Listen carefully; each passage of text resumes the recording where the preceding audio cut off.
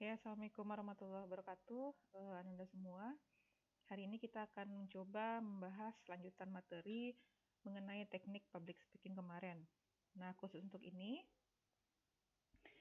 hari ini kita akan khusus membahas tentang bagaimana cara untuk melakukan kegiatan presentasi yang baik, yang efektif, sehingga ketika kita menyampaikan informasi tadi langsung bisa diterima dengan baik oleh si pendengar.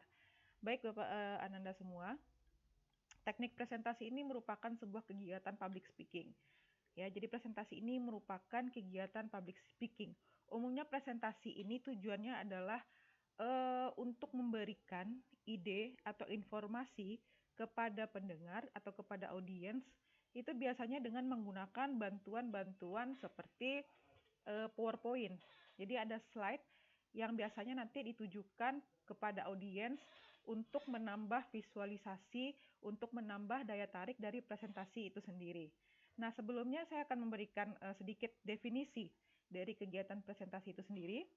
Jadi presentasi itu adalah penyajian atau penyampaian karya tulis, karya ilmiah, bisa juga ide, gambaran ide kita kepada forum atau undangan atau audiens ketika kita berada atau berbicara di depan masyarakat atau khalayak ramai.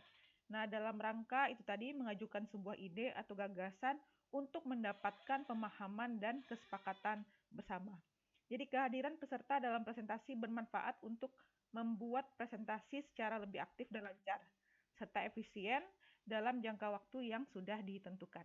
Nah, itu dia definisi presentasi menurut para ahli. Oke, selanjutnya.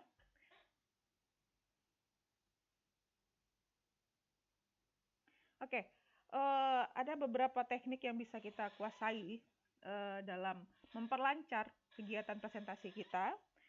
Nah, salah satunya di sini adalah teknik kupas atau metode kupas. Nah, kupas ini merupakan singkatan-singkatan dari beberapa kata. K untuk kuasai, U untuk ungkapkan, P untuk peragakan, A untuk ajukan pertanyaan, dan yang terakhir S simpulkan. Jadi kira-kira definisinya seperti ini.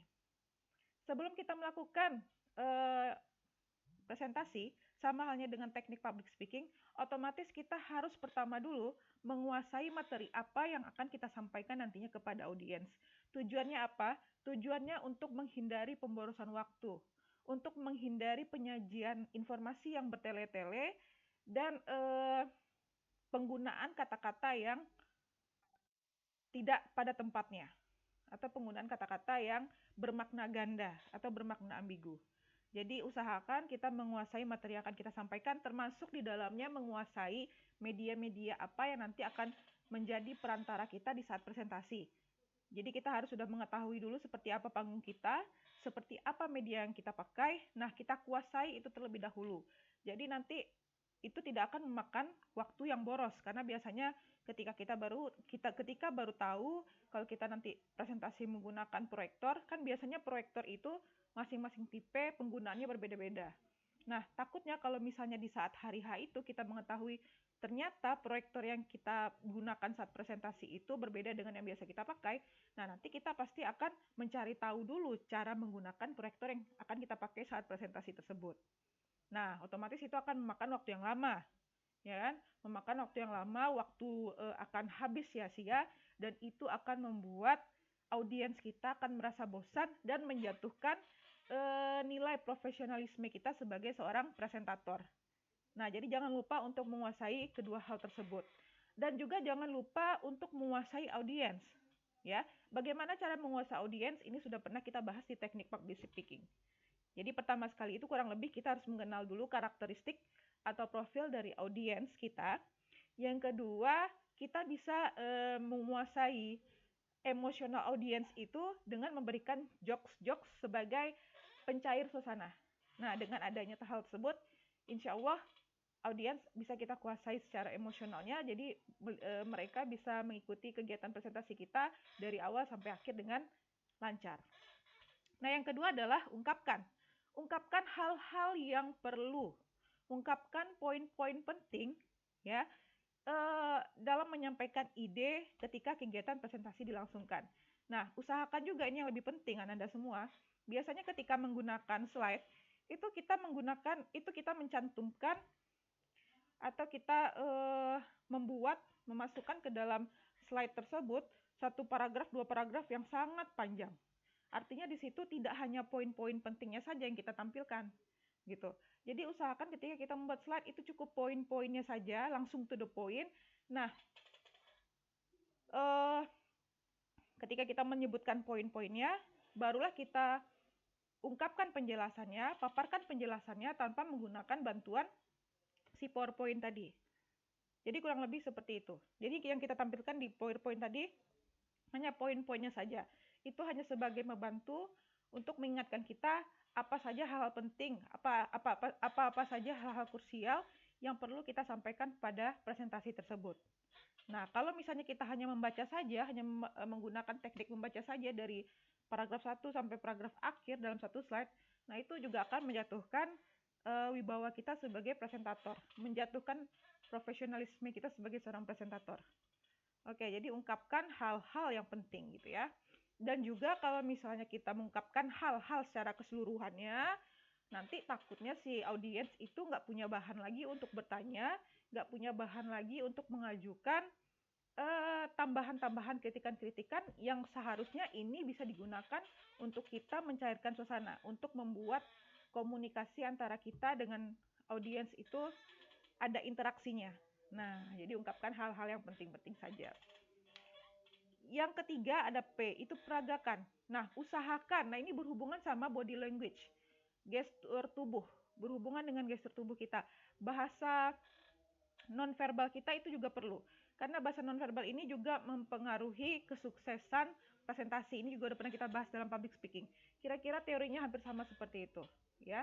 Jadi jangan sampai kita melakukan gestur tubuh, memberikan gestur tubuh yang monoton dari awal sampai akhir. Percayalah, sepenting apapun isi presentasi kita pada saat itu, jika tidak didukung dengan intonasi suara yang bagus, gestur tubuh yang bagus, itu tidak akan mendukung keberhasilan presentasi Ananda 100%. Jadi usahakan kita dukung juga dengan gestur tubuh, mimik, dan ekspresi yang tepat. Dan yang terakhir, nah untuk melahirkan interaksi antara kita dengan audiens, nah nih, jikalau kita menemukan audiens itu tidak memperhatikan kita, tidak memberikan perhatian kepada kita, ya, atau audiens itu merasa bosan, nah kita bisa mengajukan pertanyaan untuk melahirkan interaksi-interaksi antara kita dengan audiens. Bisa dengan mengajukan pertanyaan, bisa juga dengan memberikan games, ya, dengan tujuan untuk mencairkan suasana. Kemudian dan yang terakhir adalah setelah kita menyampaikan poin-poin penting dalam presentasi tadi, setelah ada diskusi antara kita dengan audiens, jangan lupa untuk menyimpulkan materi apa yang kita presentasikan pada saat itu. Apa garis besar dari presentasi itu? Nah, misalnya saat ini sekarang ini saya menjelaskan tentang teknik presentasi efektif. Nah, slide ini merupakan salah satu garis besar dari materi yang saya tampilkan saat ini. Nah, ini bisa jadikan kesimpulan. Nah, jadi tergantung sebelum kita tampil, sebelum kita hendak presentasi, kita juga harus membaca kembali bahan-bahan presentasi kita, kemudian kita juga sudah bisa menarik apa kesimpulan dari materi yang kita sampaikan tadi. Oke, lanjut. Ini ada penjelasannya. Oke, ini adalah sedikit tambahan mengenai percaya diri. Ini adalah rumus bagaimana kita bisa melahirkan kepercayaan diri atau mengembangkan kepercayaan diri kita ketika kita tampil sebagai seorang presentator. Nah, di sini rumusnya bisa kita lihat. Ada SC, self confidence, kepercayaan diri, sama dengan buka kurung tutup kurung, potential power, ya, kemampuan kita, potensi kita secara maksimal, ditambah dengan positive thinking atau PT, ya, pemikiran yang positif. Nah, lalu kita kalikan dengan aksi. Jadi percuma aja Ananda kalau misalnya Ananda itu punya potensi yang ada. Potensi ada, kemampuan ada, skill punya. Kemudian kita juga sudah berpositive thinking. Bahwasanya kita sudah menganggap bahwa kita bisa menjadi presentator yang baik di depan audiens nantinya, tapi tidak diiringi dengan action, maka itu akan percuma saja.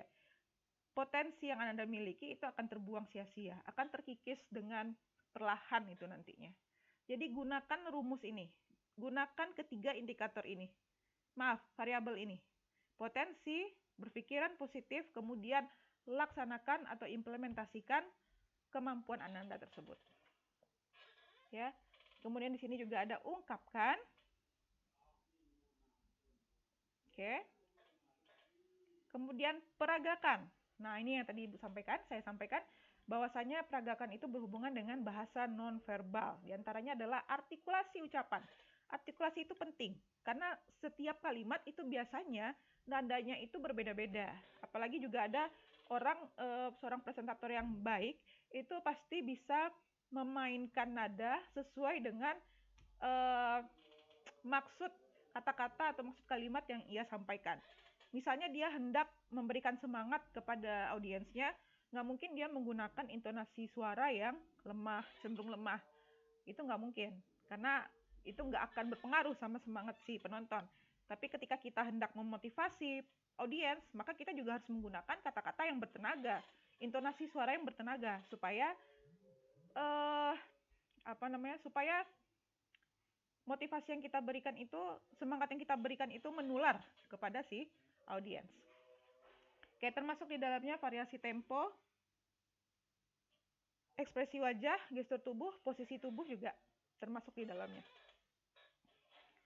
Oke, pentingkah alat bantu visual di dalam sebuah presentasi? Nah, ini nanti akan kita jadikan diskusi nanti ya, diskusi. Menurut Ananda, menurut kelompok Ananda, kira-kira penting nggak ketika kita presentasi itu harus ditunjang nggak sama alat bantu visual? Nah, itu. Gimana kalau misalnya kita berada di sebuah kegiatan presentasi, sementara penyedia acaranya itu hanya memiliki alat bantu yang terbatas gitu. Bagaimana caranya itu? Menurut Ananda apa? Nah, ini dia. Ada beberapa manfaat dari kalau kita menggunakan alat bantu visual sebagai media presentasi kita. Yang pertama otomatis, ya. Otomatis mata kita akan dimanjakan dengan alat bantu visual tersebut. Ketika ada alat bantu visual, biasanya itu akan gampang menarik perhatian si audiens, ya kan? Nah, jika visualnya itu lebih variatif lagi, maka itu bisa akan mempertahankan perhatiannya audiens. Kita akan memenangkan perhatiannya audiens. Nah, kemudian kita bisa menguatkan inti permasalahan, mengilustrasikan, memperkuat kata-kata yang kita ucapkan. Nah, kemudian kita bisa mengurangi miskomunikasi atau perbedaan makna, informasi dari yang kita sampaikan. Kemudian meningkatkan retensi penonton, meningkatkan daya tarik penonton, membantu terorganisasinya pikiran, serta karena perhatian audiens tadi teralihkan ke alat bantu visual, itu bisa secara signifikan membantu meningkatkan kepercayaan diri kita. Karena perhatian audiens nggak hanya terfokus pada kita. Gitu ya. Biasanya ada beberapa permasalahan yang sering ditemui oleh presentator. Gara-gara ini kepercayaan dirinya hilang karena fokus atau perhatiannya audiens itu hanya kepada dirinya sendiri aja. Oke, ini cara-cara mengajukan pertanyaan. Ajukan pertanyaan dalam satu waktu. Jangan setiap satu saat kita ajukan pertanyaan. Setiap satu saat kita ajukan pertanyaan. Apalagi kalau misalnya pertanyaannya itu hampir sama maksudnya gitu. Berulang-ulang. Nah, ini akan membuat si penonton merasa jenuh. Kemudian hindari pertanyaan tertutup atau direktif. Pertanyaan tertutup atau direktif ini pertanyaan yang bersifatnya mengatur atau mengarahkan pemikiran seseorang pada sebuah pemikiran tertentu. Nah, jadi usahakan pertanyaannya itu harus terfokus dan tidak bertele-tele. Nah, kemudian ajukan pertanyaan yang memungkinkan peserta itu menunjukkan kepandaiannya. Ya, jangan sampai kita memberikan pertanyaan di luar materi tersebut gitu. Atau di luar materi yang belum kita bahas pada saat itu. Kemudian, ajukan pertanyaan yang merangsang interaksi peserta. Kemudian perhatikan peserta yang diam. Nah, kalau bisa peserta yang diam itu kita kejutkan dengan berikan pertanyaan. Ya, kita kejutkan dia dengan memberikan pertanyaan, kita kejutkan dengan memberikan interaksi-interaksi yang nanti pasti akan menghidupkan kembali perhatian dia kepada kita sebagai presentator. Kemudian jangan langsung meminta jawaban secara dalam waktu yang dekat gitu, secara tiba-tiba. Kita tunggu jawaban si audiens yang kita tanya itu beberapa saat, baru kita, kalau misalnya dia nggak bisa jawab, baru kita bantu dia memberikan untuk clue-clue dalam menjawab tersebut. Baik, selanjutnya ini ada respon pembicara terhadap jawaban. Nah, ini simpulkan. Nah, ini kita masuk ke hal-hal apa saja yang harus dihindari oleh seorang pembicara. Nah, yang pertama, tampil tidak siap dan tidak terorganisir. Makanya penting sekali kita untuk menguasai materi, termasuk menguasai penampilan kita, menguasai diri kita, menguasai mental kita sebelum kita mempresentasikan sesuatu. Kemudian terlambat memulai. Nah, usahakan paling cepat itu, paling lambat, paling cepat ya. Paling lambat itu 15 menit kita udah sampai sebelum acara dimulai. Nah, jangan juga kita mengakhiri pelatihan itu atau mengakhiri presentasi dengan terlambat. Takutnya nanti kalau misalnya ada ternyata audiens itu punya acara yang lain di tempat yang berbeda gitu kan. Ya, kita menghindari itu. Kemudian terkesan tidak sesuai jadwal. Oke, ini sesuai dengan poin 2. Kemudian melupakan waktu istirahat. Nah, biasanya untuk kegiatan presentasi yang memakan waktu cukup lama itu biasanya ada waktu istirahatnya. Jadi jangan mengabaikan waktu istirahat, sholat, makan. Pokoknya kasih waktu penonton untuk istirahat. Kemudian menanggapi pertanyaan secara tidak tepat. Si penonton nanya A, kita jawabnya ke B. Nggak nyambung gitu. Jadi hindari menanggapi pertanyaan seperti itu. Kemudian menggunakan alat bantu dengan tidak profesional. Ini gara-gara tidak menguasai alat peraga tadi, media tadi. Kemudian tidak melibatkan peserta, hanya kita aja yang berbicara dari awal, satu arah, komunikasi satu arah, hindari itu. Kemudian menampilkan kebiasaan-kebiasaan buruk. Oke. Ini juga humor yang tidak tepat, so tahu, tidak mengakui kesalahan. Jadi kalau kita dikritik, terima itu dengan lapang dada, karena kritikan itu sejatinya adalah untuk pengembangan diri kita. Oke, menggunakan bahasa dan pengucapan yang tepat. Kemudian tidak memperbaharui materi dan kurang informasi. Oke, mungkin untuk untuk materi kita terkait dengan teknik presentasi ini sekian dulu, karena ini merupakan sebenarnya pembahasan lanjutan dari teknik public speaking. Oke, semoga pembahasan kali ini itu bisa menambah teori Anda tentang bagaimana cara menjadi public speaking yang tepat, bagaimana cara berkomunikasi yang tepat di depan publik, di depan orang umum, di depan orang banyak. Banyak maaf apabila ada kekurangan. Assalamualaikum warahmatullahi wabarakatuh.